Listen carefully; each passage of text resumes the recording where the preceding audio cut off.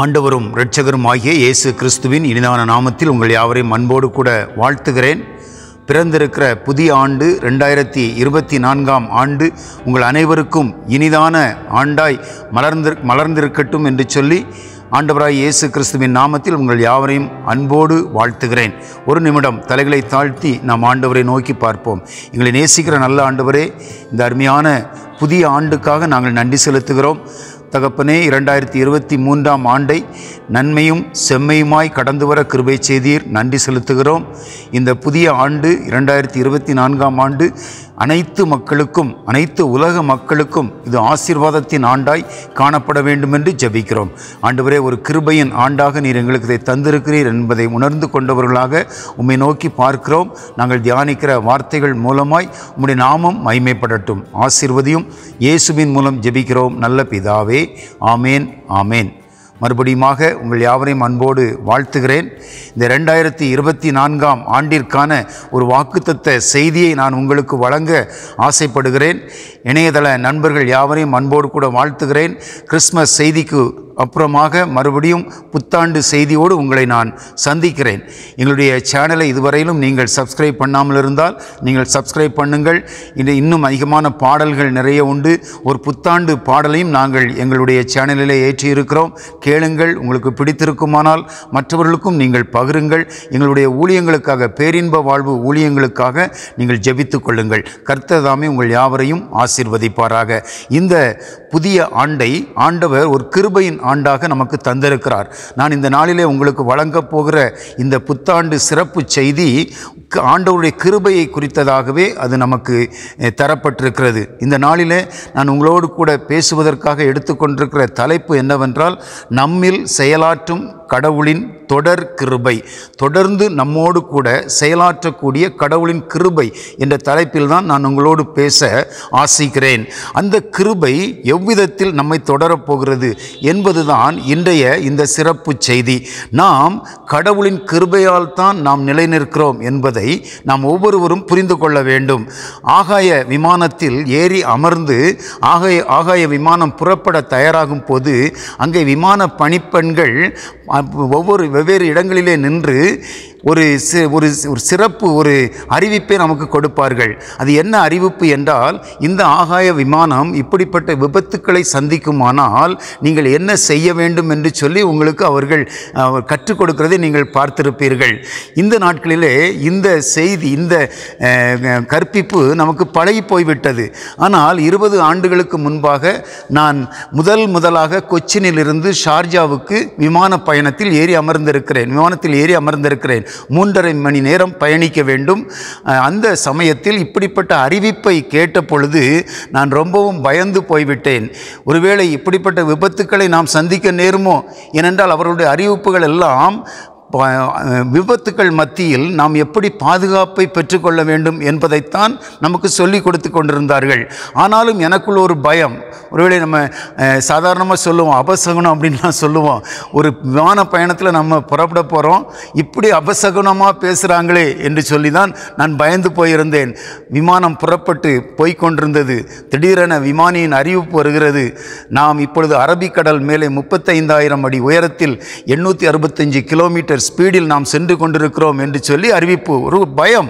அந்த நேரத்தில், அந்த பயத்தின் மத்தியிலும் நான் ஒரு பாடலை எழுதினேன். என் உள்ளமே என் சொந்தமே என்று சொல்லி விமானத்துக்குள்ளேயே இருந்து ஒரு பாடலை எழுதி அதற்கு ராகமும் போட்டு இன்று அந்த பாடல் என்னுடைய யூடியூபிலும் காணப்படுகிறது. அது என்னுடைய முதல் பயணம்.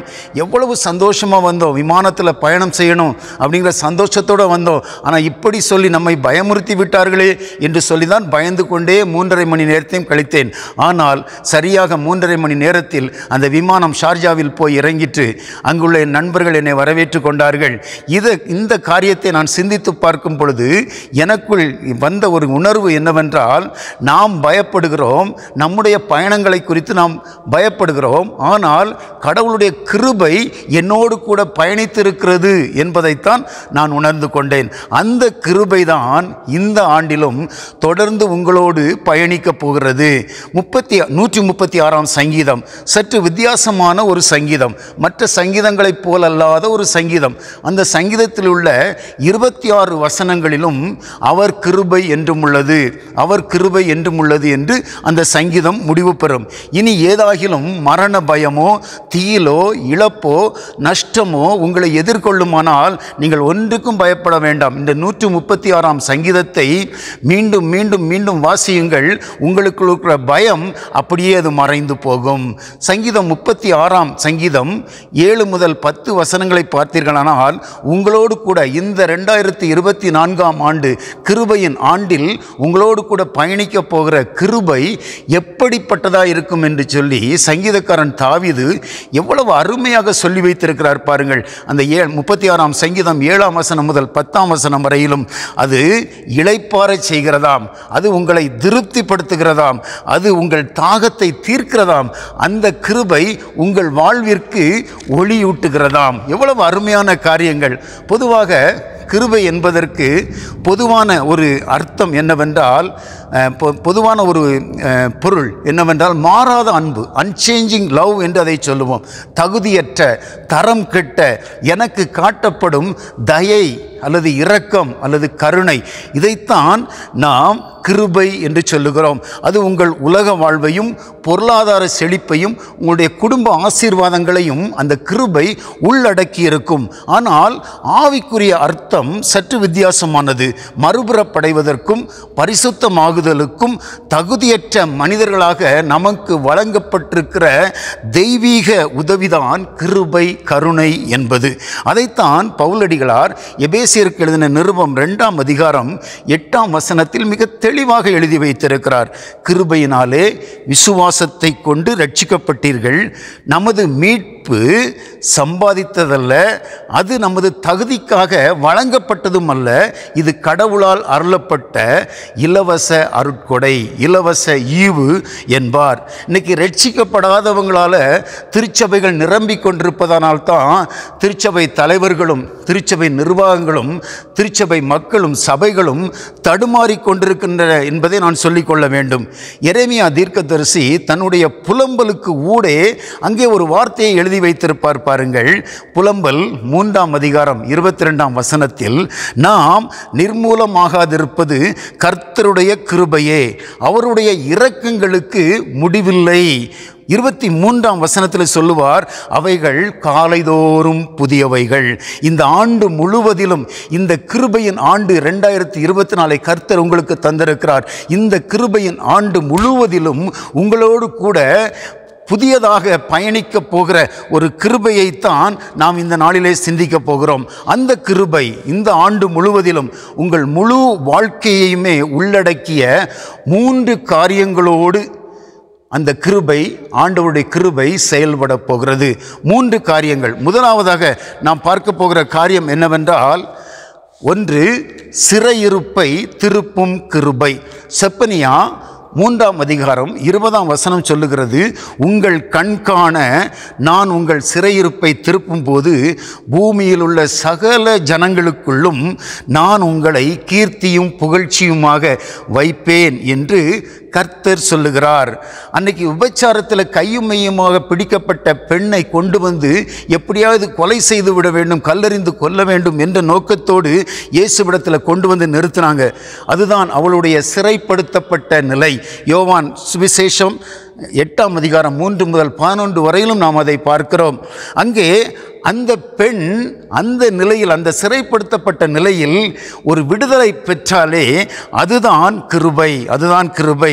அதைத்தான் பவுலடிகளார் தீத்துவுக்கு எழுதும் பொழுது அவர் சொல்லுகிறார், எல்லா மனுஷருக்கும் ரட்சிப்பை அளிக்கத்தக்கதான தேவ கிருபை என்பார். தீத்து 2ஆம் அதிகாரம் 11ஆம் வசனத்தில் அப்படித்தான் அவர் சொல்லுவார்.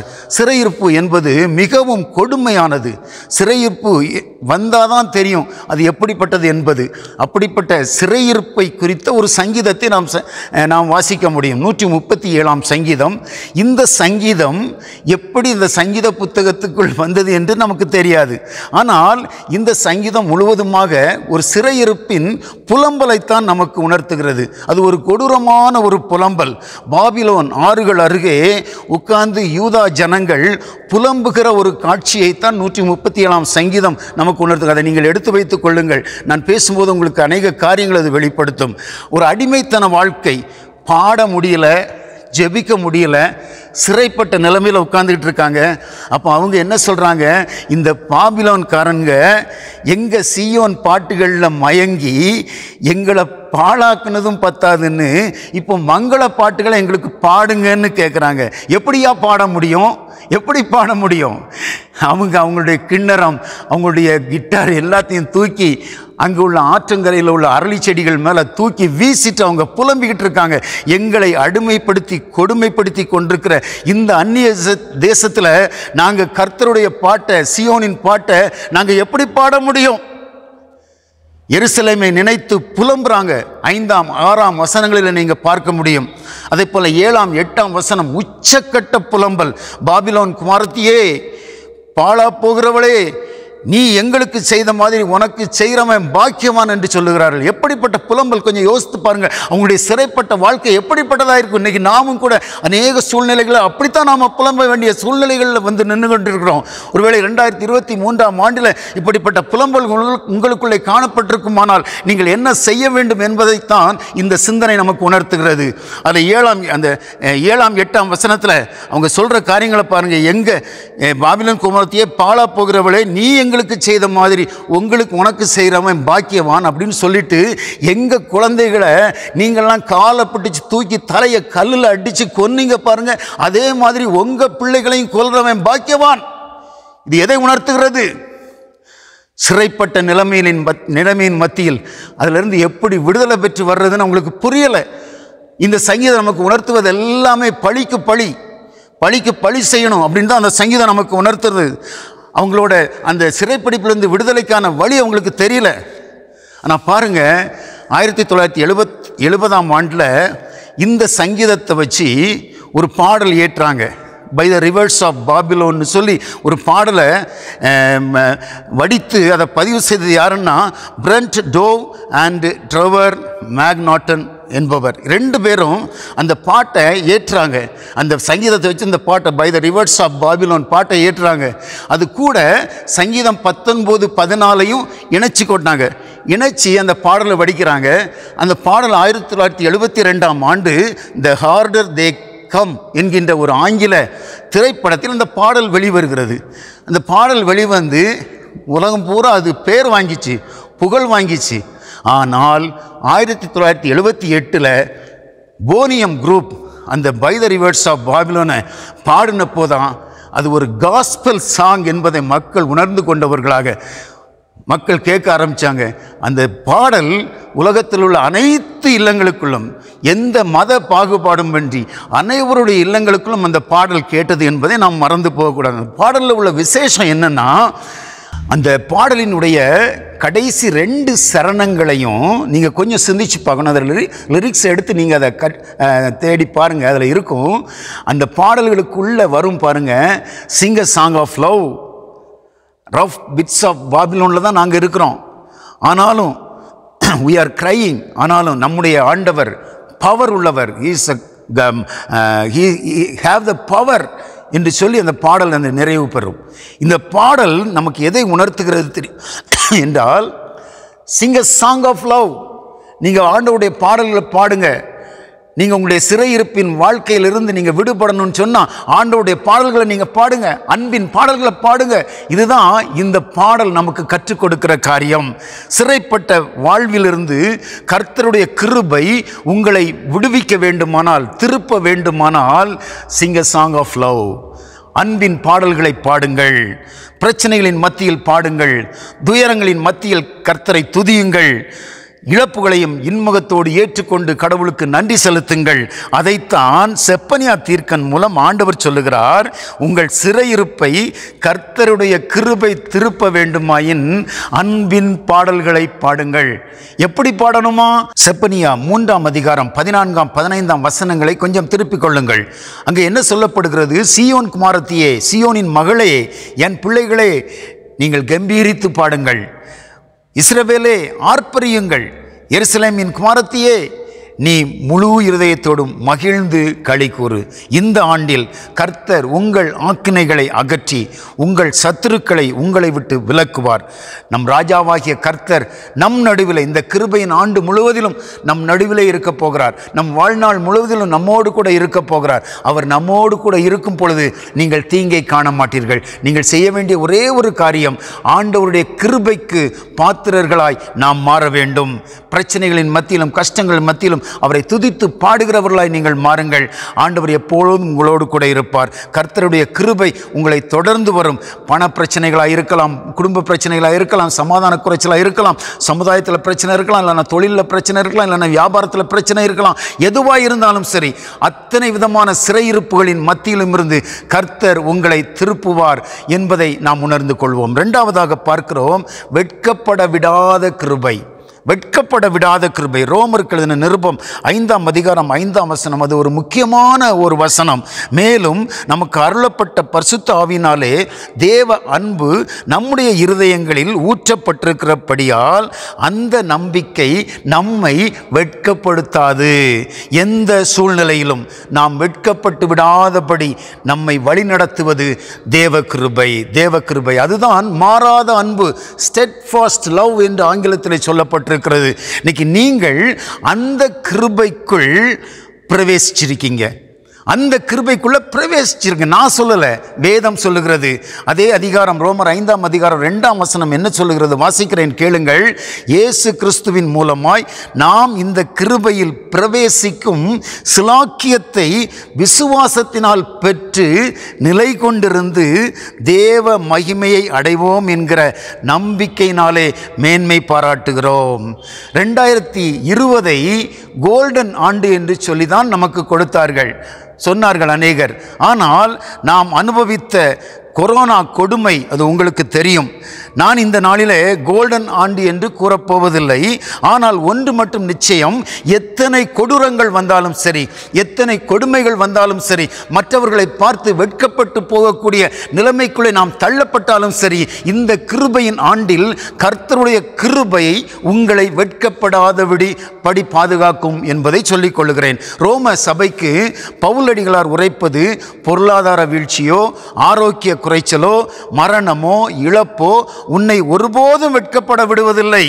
ஆனால் பாவம் ஒன்றுதான் உன்னை வெட்கப்பட செய்யும் என்று சொல்லி பவுலடிகளார் ரோம சபைக்கு எழுதி வைத்திருக்கிறார். அது இன்றும் நம்முடைய சபைகளுக்கும் அதைத்தான் எழுதி வைத்திருக்கிறார் அவர். அந்த பாவத்திலிருந்து உங்களை மீட்டு வெட்கப்படாதபடி வாழ வைக்க இயேசு மரித்தாரே, அதுதான் கிருபை. அதுதான் கிருபை. அந்த கிருபை இந்த ஆண்டில் உங்களை தொடரப்போவது நிச்சயம். நீங்கள் எந்த சூழ்நிலையிலும் வெட்கப்படாதபடி உங்களை தாங்கும். நீங்கள் செய்ய வேண்டிய காரியம், நம்முடைய பாவங்களை நாம் அறிக்கையிட்டு ஆண்டவருடைய பாதத்தில் நம்மை நாமே சமர்ப்பித்து பரிசுத்த ஜீவியத்துக்கு நம்மை ஒப்புக் கொடுப்போமானால் நம்மை ஆண்டவர் எங்கேயும் வெட்கப்பட விட மாட்டார். மூன்றாவதாக, கடைசியாக ஒன்றை சொல்லி முடிக்கிறேன். கனிவுடன் கனி கொடுக்க செய்யும் கிருபை. லூக்கா எழுதின சுவிசேஷம் 13ஆம் அதிகாரம் 8ஆம் வசனம் சொல்லுகிறது. அதற்கு அந்த தோட்டக்காரன் முதலாளியிடம் என்ன சொல்லுகிறான்? ஐயா, இது இந்த வருஷமும் அந்த கனி கொடுக்காத மரம், கனி கொடுக்காத அந்த செடி இந்த வருஷமும் இருக்கட்டும், நான் இதை சுற்றிலும் கொத்தி எரு போடுவேன் என்கிறார். தேவ பிள்ளைகளே, இந்த ஆண்டு கோல்டன் ஆண்டல்ல, இது நமக்கு கொத்தி எரு போடும் ஆண்டு. எரு போடும் ஆண்டு. எதற்காக? உங்களை ஆக்டிவேட் பண்ணுறதுக்காக, உங்களை மீண்டும் எழுப்புவதற்காக. மடிந்து போய் சரிந்து போய் கிடக்கும் நம்மை மீண்டும் தூக்கி நிறுத்துவதற்காக. இன்றைக்கி பார்த்தீங்கன்னா எத்தனையோ தோட்ட ஓனர்களும் தோட்ட வேலை செய்யும் தொழிலாளர்களும் நீங்கள் இதை பார்த்துக்கிட்டு இருப்பீங்க. எதற்காக நாம் கொத்தி எரு போடுறோம்? God wants perfection in everything. ஆண்டவர் நம்முடைய அனைத்து காரியங்களிலும் நிறைவையும் பூரணத்தையும் காண விரும்புகிறார். இன்னைக்கு சபைகளில் கொத்தி கொடுக்காம தட்டி கொடுக்கும் பிரசங்கங்களை எதிர்பார்க்கிறதுனால தான் இன்றைய கிறிஸ்தவ சமுதாயம் தடுமாறி கொண்டிருக்கிறது. திருச்சபை விசுவாசிகளிடம் கனிகளை காண முடிவதில்லை. கனி கொடுத்தல் என்பது வேற ஒன்றுமே இல்லை. கனி கொடுத்தல் என்பது எ சிம்பிள் மீனிங் என்னன்னா, பிறருக்கு பிரயோஜனமாக இருக்கிறது, பிறருக்கு பிரயோஜனமாக இருக்கிறது தான் கனி கொடுக்கிற வாழ்க்கை. அதனால தான் பவுலடிகளார் தீத்துக்கிட்ட சொல்லுவார். தீத்து 1ஆம் அதிகாரம் 14ஆம் வசனத்தில், விசுவாசத்திலே ஆரோக்கியம் உள்ளவர்களாக இருக்கும்படி நீ அவர்களை கண்டிப்பாய் கடிந்து கொள். இந்த 2024ஆம் ஆண்டில் நம் கிறிஸ்தவ சபைகளுக்கு தேவை என்ன தெரியுமா? கண்டித்து உணர்த்தும் செய்திகள். கொத்துன்னு கொத்தி எரு போடுற செய்திகள் சபைகளுக்கு தேவை, நம்முடைய குடும்பங்களுக்கு தேவை, நம்முடைய ஐக்கியங்களுக்கு தேவை. அப்படிப்பட்ட செய்திகளுக்கு உங்கள் சபையிலும் உள்ளமாகிய உங்கள் ஆலயத்திலும் நீங்கள் இடம் கொடுங்கள். அப்படி பேசுகிற பிரசங்கிமாறு வேண்டான்னு சொல்லிடாதீங்க. அப்படிப்பட்ட செய்திகள் தான் இன்னைக்கு நமக்கு தேவை. நம்முடைய வாழ்க்கை 2024ஆம் ஆண்டில் கனி கொடுக்கும் வாழ்க்கையாக மாற வேண்டும் என்பதே தேவ சித்தம். அதுதான் ஆண்டவருடைய கிருபை.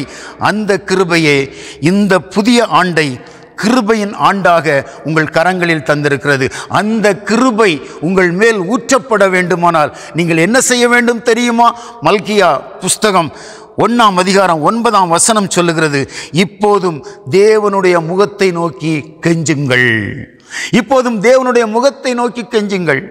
ஒருவேளை சிறைப்பட்ட வாழ்க்கையோடு நீங்கள் அமர்ந்து கொண்டிருக்கலாம், வெட்கப்பட்ட நிலையிலே நீங்கள் அமர்ந்திருக்கலாம், என்னால் கனி கொடுக்க முடியவில்லையே என்று சொல்லி சோர்ந்து போயிருக்கலாம். நீங்கள் எல்லாரும் இப்போதைக்கு ஆண்டவரை நோக்கி கெஞ்சுங்கள். மல்கியா சொல்லுகிறார், மல்கியா தீர்க்க தரிசனம் சொல்லுகிறது, புத்தகம் சொல்லுகிறது, நீங்கள் தேவனுடைய முகத்தை நோக்கி கெஞ்சுங்கள், அப்பொழுது நம்மேல் இறங்குவார். ஒருவேளை உங்களுடைய சிறையிருப்பு திரும்ப வேண்டும் என்று நினைக்கிறீர்களா? சிறையிருப்பை விட்டு வெளியே வர வேண்டும் என்று நினைக்கிறீர்களா? ஒருவேளை சமாதான குறைச்சலாக இருக்கலாம், கடன் பிரச்சனை இருக்கலாம், சபையில் குழப்பமாக இருக்கலாம். நீங்கள் செய்ய வேண்டிய ஒரே காரியம், கம்பீரித்து பாடுங்க, ஆர்ப்பரித்து துதியுங்க. 1 தெசலோனிக்கேயர் 5ஆம் அதிகாரம் 18ஆம் வசனத்தில் சொல்லப்பட்டபடி எல்லாவற்றிலும் ஸ்தோத்திரம் செய்யுங்க. அதுதான் தேவனுடைய சித்தம். உங்கள் சிறையிருப்பு மாறும். தேவ கிருபை உங்கள் சிறையிருப்பை மாற்றும். இந்த ஆண்டில் உங்களை வெட்கப்படாதபடிக்கு கிருபை வழங்கப்பட்டிருக்கிறது. இந்த கிருபையின் ஆண்டில் நீங்கள் வெட்கப்பட போவதில்லை. நீ செய்ய வேண்டிய காரியம், பாவத்தை விட்டு மனம் திரும்புங்கள்.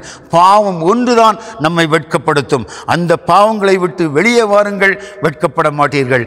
அடுத்ததாக கனி கொடுக்க செய்யும் கிருபை. நீங்கள் செய்ய வேண்டிய ஒரே ஒரு காரியம், இந்த ஆண்டில் கொத்தி எரு போட இடம் கொடுங்கள். கண்டித்து உணர்த்துகிற பிரசங்கிமார்களை கடிந்து கொள்ளாதீர்கள். இந்த ஆண்டு முழுவதும் கர்த்தருடைய கிருபையை அனுபவிக்க வேண்டுமாயின் மனம் திரும்புதலின் செய்திகளுக்கு இடம் கொடுங்கள், செவி கொடுங்கள், கனி கொடுக்கிறவர்களாய் மாறுங்கள். கர்த்தர் உங்கள் யாவரையும் ஆசீர்வதிப்பாராக. ஒரு நிமிடம் தலைகளை தாழ்த்தி நாம் செபிப்போம். நல்ல ஆண்டவரே, நீ தந்த இந்த வாக்குத்தத்தத்தின் செய்திக்காக நன்றி. இந்த 2024ஆம் ஆண்டு உண்மையாகவே ஒரு கிருபையின் ஆண்டாக உங்களுடைய பிள்ளைகளுக்கு வழங்கப்படட்டும். எந்த கேடும் நாசமோசமும் நேராதபடி காத்துக்கொள்ளும். உங்களுடைய ஆளுகைக்குள் அப்படியே ஒப்பு கொடுக்கிறோம். இதை கேட்டுக்கொண்டிருக்கிற கேட்கப் போகிற அனைத்து மக்களும் உங்களுடைய நிறைவான கிருபையை பெற்றுக்கொண்டவர்களாய் உங்களுடைய நாமத்தை மகிமைப்படுத்துவார்களாக. ஆசீர்வதியும். தேசம் ஆசீர்வதிக்கப்படட்டும், குடும்பங்கள் ஆசீர்வதிக்கப்படட்டும், சபைகள் ஆசீர்வதிக்கப்படட்டும். இயேசுவின் மூலம் ஜெபிக்கிறேன் நல்ல பிதாவே. ஆமேன், ஆமேன். God bless you. மறுபடியுமாக உங்களை வேண்டிக் கொள்கிறேன். எங்களுடைய பேரின்ப வாழ்வு ஊழியங்களுக்காக நீங்கள் ஜெபித்துக் கொள்ளுங்கள். எங்களுடைய சேனல்களை நீங்கள் மற்றவர்களுக்கும் அறிமுகப்படுத்துங்கள், சப்ஸ்கிரைப் பண்ணுங்கள். நிறைய பாடல்கள் உண்டு. இந்த ஆண்டுக்கென்று இயற்றப்பட்ட புதிய கிறிஸ்மஸ் பாடல்கள் உண்டு. அதே போல் புத்தாண்டு பாடலும் இதில் உண்டு. நீங்கள் இதை கேளுங்கள், கேட்டு மகிழுங்கள். கர்த்தர் உங்கள் யாவரையும் ஆசீர்வதிப்பாராக.